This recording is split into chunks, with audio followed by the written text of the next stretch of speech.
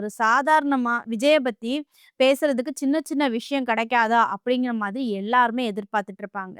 ஆனா, இப்ப விஜயோட மனைவியே விவாகரத்து வேணும் அப்படிங்கிற மாதிரி வழக்கு தொடர்ந்திருக்காங்க. விஜயிடம் விவாகரத்து கேட்ட விஜயின் மனைவி சங்கீதா. விஜய் வேற ஒரு நடிகை கூட தொடர்பில் இருந்ததாக குற்றம் சாட்டிய சங்கீதா. இந்த விவாகரத்து விஷயம் விஜயோட அரசியல் வாழ்க்கையில எந்த அளவுக்கு பாதிப்பை ஏற்படுத்த போகிறது, இதெல்லாம் பத்தி தான் ஃபுல் டீட்டெயிலா பார்க்க போறோம். நான் உங்க சொன்னா இந்த வீடியோக்குள்ள போறதுக்கு முன்னாடி இந்த வீடியோ பத்தின கருத்து ஏதாவது உங்களுக்கு இருந்துச்சுன்னா தாராளமா கமெண்ட்ல சொல்லுங்க. ஏன்னா உங்களோட கமெண்ட்டை பார்த்துட்டு நாங்க நெக்ஸ்ட் வீடியோ இன்னும் பெஸ்ட்டா எடுக்கிறதுக்கு ரொம்பவே யூஸ்ஃபுல்லா இருக்கும். அங்க வீடியோக்குள்ள போய் பார்த்து தெரிஞ்சுக்கலாம். ஃபர்ஸ்ட் சங்கீதாவுக்கும் விஜய்க்கும் எப்ப திருமணம் ஆச்சு அப்படின்னு பாத்தீங்கன்னா 1998ல இங்கிலாந்துல சங்கீதாவுக்கும் விஜய்க்கும் கிறிஸ்டின் முறைப்படி வந்து திருமணம் ஆச்சு. அதே 1999ல சென்னையில விஜய்க்கும் சங்கீதாவுக்கும் ஹிந்து முறைப்படி பிரம்மாண்டமா திருமணம் நடந்துச்சு. அதுக்கப்புறம் அவங்களுடைய வாழ்க்கை வந்து ரொம்பவே ஹாப்பியா தான் போச்சு. அவங்களுக்கு 2 குழந்தை இருக்கிறாங்க. 2 குழந்தைக்கு பேரு வயசு என்ன அப்படின்னு பார்த்தீங்கன்னா, முதல் குழந்தை வந்து ஜோசப் சஞ்சய் அவங்களுக்கு வந்து 25 வயசு ஆகுது. 2வது வந்து திவ்யா சாஷா அவங்களுக்கு வந்து 20 வயசு ஆகுது. சரியா? அது மட்டும் இல்லாம சங்கீதாவும், விஜயும் எங்க போனாலும் சேர்ந்து தான் போவாங்க. எந்தெந்த ஃபங்ஷன் போனாலும் சரி, டூருக்கு போனாலும் சரி, அவங்களுடைய ஃபேமிலி அப்படிங்கிற மாதிரி தான் சந்தோஷமா போயிட்டு இருந்தாங்க. அப்படி இருக்க சூழ்நிலையில தான் 2021 ஏப்ரல் மாசம் சரியா? ஒரு பெரிய இடி விழுந்துச்சு அவங்களுடைய வாழ்க்கையில. என்ன நடக்குது அப்படின்னு பார்த்தீங்கன்னா, விஜய் கூட நடிக்கக்கூடிய ஒரு குறிப்பிட்ட நடிகைக்கும் அவங்க கூட ஒரு திருமண பந்தத்துக்கு புறமான ஒரு உறவு ஏற்படுது. இத யார் கண்டுபிடிக்கிறாங்க அப்படின்னு பார்த்தீங்கன்னா, சங்கீதா வந்து கண்டுபிடிக்கிறாங்க. கண்டுபிடிச்சுட்டு விஜய் கிட்ட கேட்குறாங்க. இந்த மாதிரி நீங்க இருக்கிறீங்களா? அப்படிங்கிற மாதிரி கேட்குறாங்க. அதுக்கு விஜய் வந்து நான் இனி இருக்க மாட்டேன். இனி நான் எந்த தப்பும் பண்ண மாட்டேன் அப்படிங்கிற மாதிரி சங்கீதா கிட்ட சொல்லியிருக்காங்க. சரியா? அதுக்கு பிறகு சங்கீதா நம்பி சரி இனி விஜய் இப்படி பண்ண மாட்டாரு அப்படிங்கிற மாதிரி நம்பி இருக்கும்போது, மறுபடியும் என்ன பண்ணியிருக்காரு விஜய், அந்த நடிகையோட தொடர்புல தான் இருந்திருக்காரு. எந்த ஒரு உணர்ச்சி பூர்வமும் இல்லாம, நம்ம மனைவிகிட்ட இப்படி சொன்னோமே அப்படிங்கிற மாரி இல்லாம, அவரு அந்த நடிகை கூட தொடர்புல தான் இருந்திருக்காரு. அதுக்கப்புறம் என்ன ஆச்சு அப்படின்னு பார்த்தீங்கன்னா, சங்கீதாவ வெறுத்திருக்கிறாரு. சரியா? அதாவது உடல் ரீதியாவும் சரி, அவங்களுடைய குடும்ப வாழ்க்கை ரீதியாவும் சரி, அவங்கள வந்து மொத்தமா வந்து ஒதுக்க ஆரம்பிச்சிருக்காரு விஜய். அதுக்கப்புறம் என்ன ஆகுது அப்படின்னு பார்த்தீங்கன்னா, கொஞ்சம் கொஞ்சம் இந்த விஷயம் வந்து லீக் அவுட் ஆகுது. சரியா? அதுக்கப்புறம் வந்து விஜய் என்ன பண்றாரு, அந்த நடிகைய அடிக்கடி போய் மீட் பண்ணியிருக்கிறாரு. மீட் பண்ணது மட்டும் இல்லாம, வெளிநாட்டு பயணங்கள் கூட பயணம் செஞ்சிருக்காரு. சரி பயணம் செஞ்சவர் என்ன பண்ணியிருக்காங்க அப்படின்னு பார்த்தீங்கன்னா, அந்த நடிகை வந்து அவங்க 2 பேருமே சேர்ந்து எடுத்த ஃபோட்டோவ கூட அப்பப்போ ரிலீஸ் பண்ணியிருக்கிறாங்க. இத கூட விஜய் வந்து "அப்படி பண்ணாத" அப்படிங்கிற மாதிரி எதுவுமே சொல்லல. அவங்களுக்குள்ள ஒரு அண்டர்ஸ்டாண்டிங் இருந்துட்டு தான் இருந்துச்சு அப்படிங்கிற மாரி சங்கீதா சொல்றாங்க. இதனால விஜயோட மனைவி சங்கீதாவுக்கு வந்து வெளிய தல காட்ட முடியல அப்படிங்கிற மாரி சொல்றாங்க. அதாவது அவங்க நண்பர்களும் சரி, ரிலேட்டிவும் சரி எல்லாருமே கேள்வி மேல கேள்வி கேட்குறாங்க.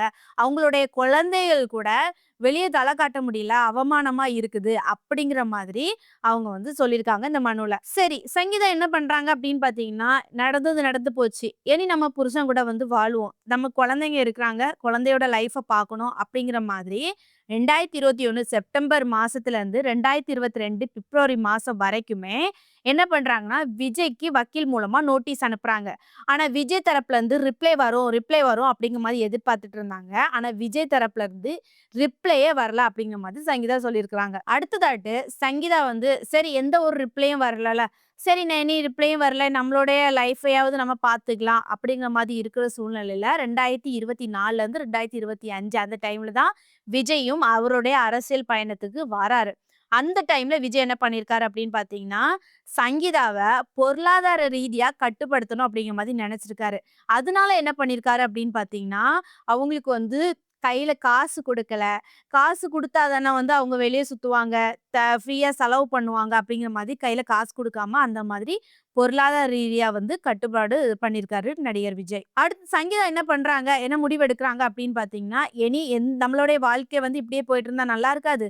இனி விஜய பார்த்து நேருக்கு நேரா பேசி ஒரு தெளிவு வந்து படுத்திடலாம் அப்படிங்கிற மாதிரி என்ன பண்றாங்கன்னா, நவம்பர் 9, 2025 அன்னைக்கு வந்து 2 பேருமே நேருக்கு நேர் பேசுறாங்க. அப்பவுமே அவங்களுடைய வாழ்க்கை குறித்து எந்த ஒருமே தெளிவும் இல்ல. அதாவது 2 தரப்பினர்களும் ஒற்று போகுற மாரி இல்ல. குடும்ப உறவு வந்து மொத்தமா முடிக்கிறது மாதிரி தான் அவங்க வந்து பேசிக்கிட்டாங்களாம். சரியா?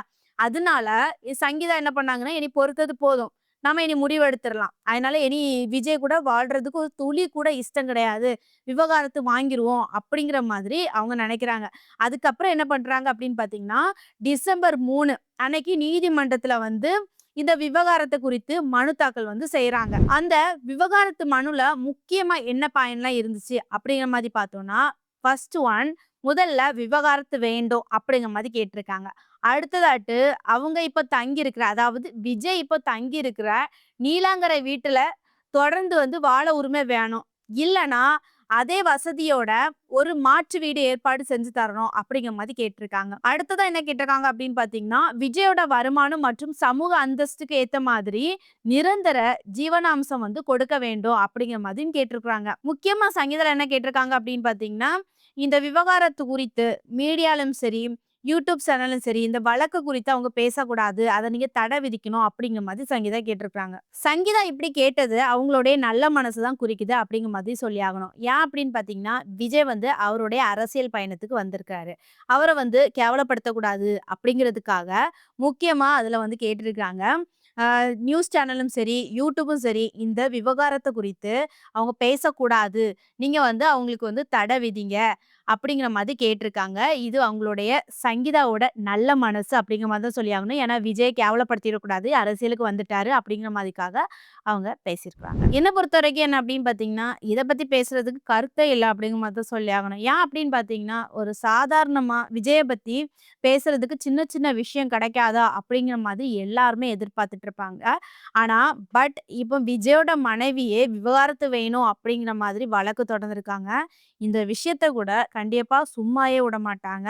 ஏன் அப்படின்னு பார்த்தீங்கன்னா, இனி அரசியல்வாதிகள் வந்து மேடைக்கு மேடை இவங்களுடைய விவகாரத்த குறித்து தான் அவங்க வந்து பேசிட்டு இருப்பாங்க. ஏன்னா, எலக்ஷன் வந்தாச்சு, கிட்ட நெருங்கியாச்சு. இனி விஜயோட மனைவி கூட இந்த விவகாரத்து வழக்கு வர இப்ப போட்டிருக்காங்க. இது வந்து விஜயோட அரசியல் வாழ்க்கைய ரொம்பவே பாதிப்படைய செய்ய போகுது அப்படிங்கிற மாதிரி தான் சொல்லி ஆகணும். சின்ன சின்ன விஷயத்துலயும் சரி, விஜய் குற்றம் காண மாட்டாங்களா? குற்றம் காண மாட்டாங்களா? அப்படிங்கிற மாரி தான் எல்லாருமே தெரியிறாங்க. இப்போ விஜயே அந்த குற்றத்துல கொண்டு போய் மாட்டிக்கிட்டாரு. அப்படிங்கிற மாரி தான் சொல்லியாகணும். சரி, இந்த வீடியோ பார்க்குற நீங்க, இத பத்தி என்ன நெனைக்கிறீங்க? சங்கீதா விஜய் கிட்ட எனக்கு விவாகரத்து வேணும் அப்படிங்கிற மாதிரி கேட்டிருக்காங்க. இத பத்தி நீங்க என்ன நெனைக்கிறீங்க? உங்களுடைய கருத்த கமெண்ட்ல சொல்லுங்க. இனி இத பத்தி இந்த வழக்க குறித்து மேலும் மேலும் அப்டேட் தெரிஞ்சுனா, உங்களுக்கு நெக்ஸ்ட் வீடியோல வந்து உங்களுக்கு தெளிவா சொல்றேன். இந்த வீடியோ உங்களுக்கு பிடிச்சிருந்ததுனா லைக் அண்ட் கமெண்ட், சப்ஸ்கிரைப் பண்ணுங்க. நெக்ஸ்ட் வீடியோல சந்திக்கிறேன். பாய்.